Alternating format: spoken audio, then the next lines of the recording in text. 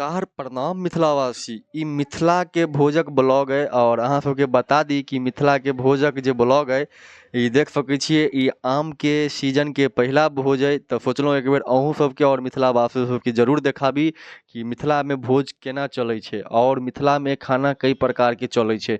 कियाकि भोज में यदि बैसब मिथिलांचल में और मिथिला में तो कम से कम अहाँके 1 से 1.5 घंटा बैस कऽ भोजन करऽ पड़त और प्रेम प्रतिष्ठा से अहाँके भोजन करऽ पड़त और बहुत मन से भोजन करऽ पड़त। और एहिके लेल बताबी कि अहाँ सब देख सकै छी सब गोटा के पात पर कम से कम 20-25 टा आम के मात्रा छै, सब गोटा के खोइछा से अनुमान लगा सकै छी अहाँ सब। और भोज जे छै से अहाँके आइ सीजन छै एखन उपनयन के, ओहि बीच में बरखी के भोज छै, तऽ दिन में भोज भऽ रहल छै। दिन में किया भऽ रहल छै सेहो बता दी कि राति में सेहो भोज होबऽ वाला छै, ताहि दुआरे दिन में भोज के व्यवस्था भेलै और दिन में भोज के व्यवस्था भेलै। एहिमे अति सुंदर आम के जे व्यवस्था भेलै तऽ और सुंदर भेलै। तऽ सब गोटा के पात पर देख सकै छियनि जे कि आमक खोइछा के आम के मात्रा से पता चलत कि सब गोटा कते आम खेलैत है आ मिथिलांचल में भोज केना होइ छै। भाई मिथिला के जे भोज छै से बहुत परिचित छै।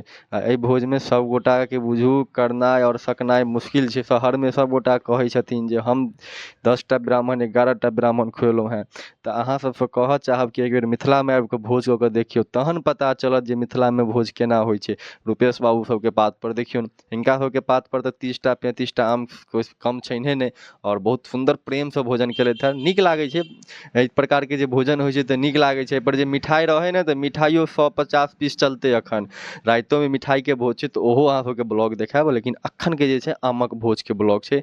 अहाँ सबके यदि नीक लागे तऽ कमेंट जरूर बतायब और अहाँ सब बताउ जे कहाँ कहाँ अहाँ सब भोज खेलहुँ हैं आम के भोज।